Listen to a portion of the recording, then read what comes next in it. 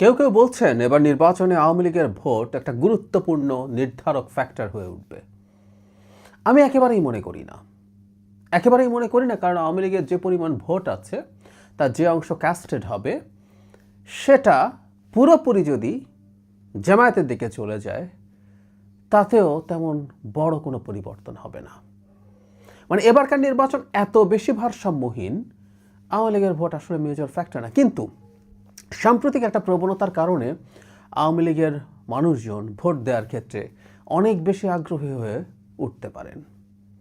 প্রাথমিকভাবে আমরা এটা নিশ্চয় জেনে রাখবো, আমাদের অনেকের হয়তো চোখে পড়েছেও, সেটা হলো আওয়ামী লীগের দিক থেকে ভোট কেন্দ্রে না যাওয়ার জন্য এক ধরনের বক্তব্য আছে, এটা ওপরে ওপরে, কিন্তু ভেতরে তারা কি বলবে সেটা আমরা নিশ্চিত নয়। বললেও সেটা কতটা কার্যকর হবে সেটা একটু জানা দরকার আছে। আমরা খেয়াল করব দীর্ঘদিন থেকেই জামায়াতে ইসলামী বিশেষ করে আওয়ামী লীগকে খুশি রাখতে চেয়েছে, আওয়ামী লীগের ভোট পেতে চেয়েছে, এটা একটু মনে রাখা। কিন্তু একই সাথে জামায়াতে ইসলামীর একটা ঘটনা, তাদের একটা কাজ আওয়ামী লীগকে ক্ষুব্ধ করার কথা, এবং সেটাও ভোটে প্রভাব ফেলতে পারে। আওয়ামী লীগকে সন্তুষ্ট রাখার জন্য জামায়াতে ইসলামীর পরিকল্পনা নিয়ে মাঠে নেমেছিল। সেটা হচ্ছে আওয়ামী লীগের বিরুদ্ধে তারা মামলা দেয়নি প্রায় সব ক্ষেত্রে, খুব সামান্য কিছু, খুব অল্প কিছু মামলা বিএনপির তুলনায়। এটা বোঝা যায় যে তাদের আগে থেকেই পরিকল্পনা ছিল তারা আওয়ামী লীগের সাথে খুব বেশি সংঘাতে নামবে না। অথচ জামায়াত দাবি করে তারা প্রচুর নিগৃহীত হয়েছে, তো তাহলে সেসব ফৌজদারি অপরাধের তো বিচার হওয়া দরকার। আমরা মানি মামলার নামে মামলা বাণিজ্য হয়েছে অনেক জায়গায়, অনেকের উপরে হয়রানি হয়েছে, কিন্তু জেনুইন মামলাও জামায়াত ইসলামী করেনি। ফলে বোঝা যায় যে তারা এটা পরিকল্পনা করেছে। শুধু তাই না, পরবর্তীতে বিএনপি যাদের বিরুদ্ধে মামলা করেছে বা অন্য কেউ করেছে, সেই সব ভুক্তভোগী আওয়ামী লীগ নেতাদের পরিবারের সাথে পাশে জামায়াত দাঁড়ানোর চেষ্টা করেছে, তাদেরকে আইনি সহায়তা দেওয়ার চেষ্টা করেছে। এর মাধ্যমে তারা এই বার্তা দিয়েছে যে জামায়াত আওয়ামী লীগের সাথে আছে, সুতরাং সেই ভোট যেন তারা পায়। পরবর্তী সময়ে বিএনপিও চেষ্টা করেছে তার প্রার্থীদেরকে, বিশেষ করে প্রার্থীরা চেষ্টা করেছেন আওয়ামী লীগের লোকজনকে তাদের পক্ষে নিয়ে আসার জন্য। একটা কথা মনে রাখতে হবে, আমি শুরুতে বলেছি যে এটা খুব গুরুত্বপূর্ণ ফ্যাক্টর না, কিন্তু এটা লোকাল প্রার্থীরা করতে পারেন। কারণ বিএনপি দল হিসাবে 200-250 যে সিটি পাক না কেন, কোনো একজন প্রার্থী যখন তার নিজ এলাকায় হেরে যান, তিনি তো এমপি হলেন না।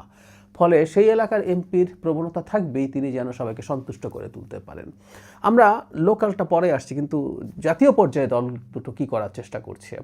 আমি দুই দলেরই যে ইশতেহার দেখলাম সেখানে একটা জিনিস কমন আছে, সেটা হচ্ছে দুই দলই আওয়ামী লীগের সাথে ট্রুথ অ্যান্ড রেকনসিলিয়েশনের ধরনের, রেকনসিলিয়েশনের জায়গায় ভিন্ন একটা শব্দ ব্যবহার করেছে, কমিশন করতে চায়, যার মাধ্যমে তারা চায় যে আওয়ামী লীগের লোকজনকে সমাজের মূলধারায় ফিরিয়ে আনতে। মানে এত বিচার তো আসলে এই ধরনের পরিস্থিতিতে করা যায় না।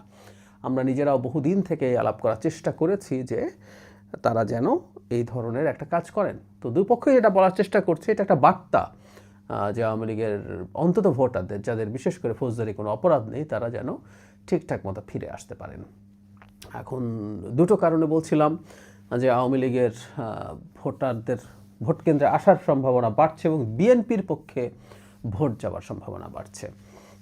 এটা আমরা মানি, আওয়ামী লীগের ভোট দেওয়ার ক্ষেত্রে খুব বেশি আগ্রহ হওয়ার কথা না, বা বিএনপি বা জামাত কারো যদি ব্যক্তিগত খুব হিসাব নিকেশ বা প্রয়োজন না থাকে, তাহলে তারা ভোট অনেকেই দিতে চাইতেন না হয়তো।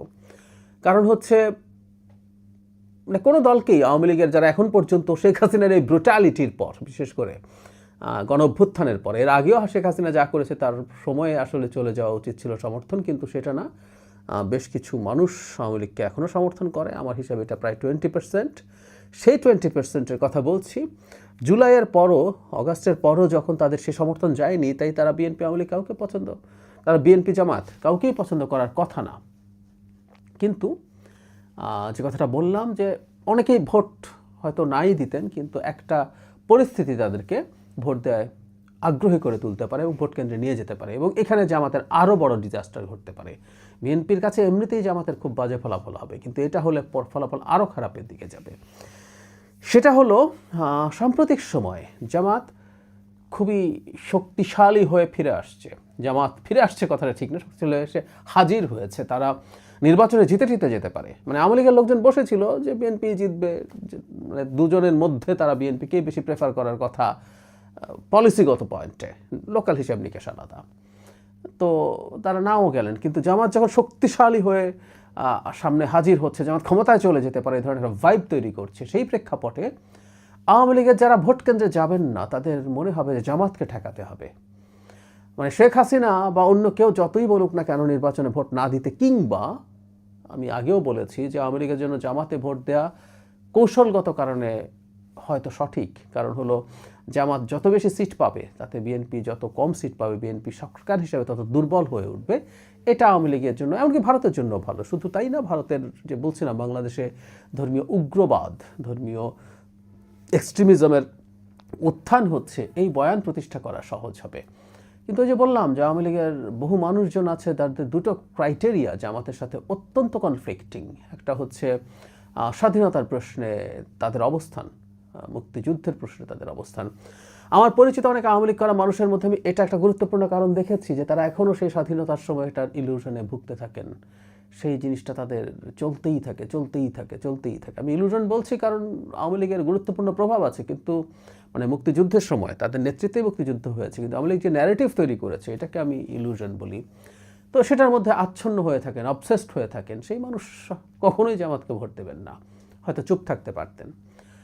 একই সাথে ধর্মনিরপেক্ষ মানুষ, মানে জামাত এখন নারী প্রশ্নে যে ধরনের পরিস্থিতি সামনে নিয়ে এসছে, যে ধরনের মানুষ, লিবারেল মানুষ যারা মনে করেন যে ধর্ম মানুষের ব্যক্তিগত চর্চায় থাকবে, কিন্তু একটা রাষ্ট্র চলবে, রাষ্ট্রের যে আইন কানুন আছে সেটার ভিত্তিতে, জামাত যখন এই আলাপগুলো সামনে নিয়ে আসছে, যখন এমনকি জামাতের এই ধরনের আচরণের প্রচুর সমালোচনা বিভিন্ন পর্যায়ে হচ্ছে, তখন আওয়ামী লীগের ওই উদার গণতন্ত্রী যারা আছেন তারা আতঙ্কিত হতে পারেন। কারণ হলো এইরকম একটা দল, জামাত যে হাইপ তৈরি করার চেষ্টা করছে, একটু ফেভারেবল কিছু হলে ক্ষমতায় চলে যেতে পারে, তারা তখন সমানে ভোট কেন্দ্রে আসার চিন্তা করতে পারেন, এসে বিএনপিকে ভোট দেবেন।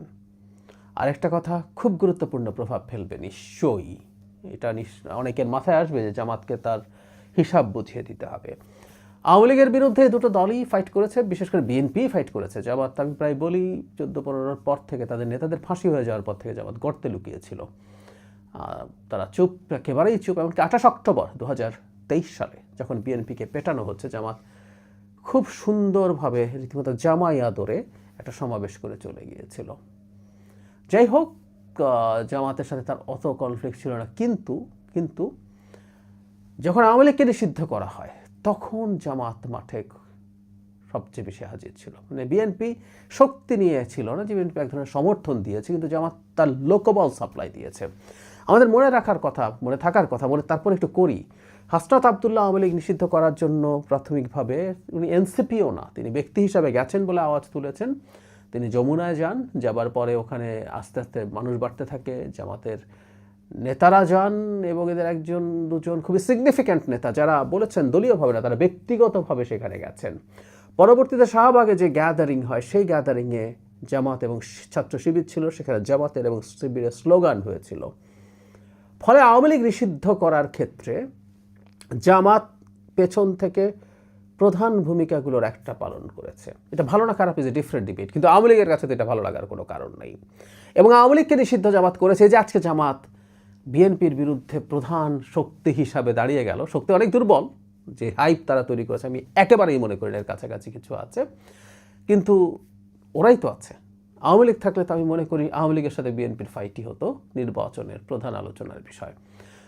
সো আওয়ামী লীগের নেতাকর্মীদের এই জিনিসটা মনে না থাকার কোনো কারণ নাই। এটাও তাদের মধ্যে সেই প্রতিশোধ পরায়ণতা তৈরি করার সম্ভাবনা থাকবে, বিশেষ করে তারা যখন ক্ষমতায় যাবে হাইপ তৈরি করছে।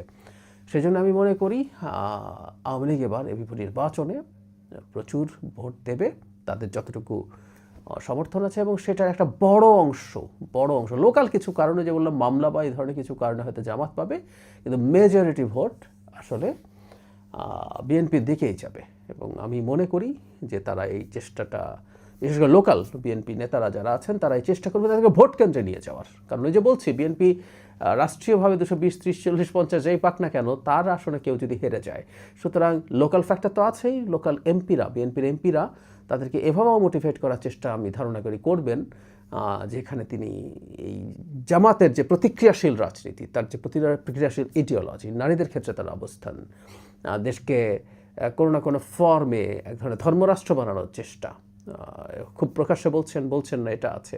তাদের মুক্তিযুদ্ধের সময়কার রোল এখনও তারা সেই ব্যাপারে তাদের বাজে ধরনের মন্তব্য করছেন, এবং সর্বোপরি আওয়ামী লীগ নিষিদ্ধ করায় তাদের রোল, এগুলো ব্যবহার করে চেষ্টা করবেন ভোটারদেরকে কেন্দ্রে নিয়ে আসতে। এবং বলা বাহুল্য, কেন্দ্রে যদি নিয়ে আসতে পারেন, এটা হলো তাদের মোটিভেশন। আওয়ামী লীগের ভোটাররা নিজেরাই আসলে মোটিভেটেড হতে পারেন, যেটা রেজাল্ট একটা বড় সিগনিফিক্যান্ট রোল প্লে করবে বলে আমি মনে করি। মানে হচ্ছে এই যে জামাত, এর মানে বিএনপি টাফ কম্পিটিশনে জিতবে তা না।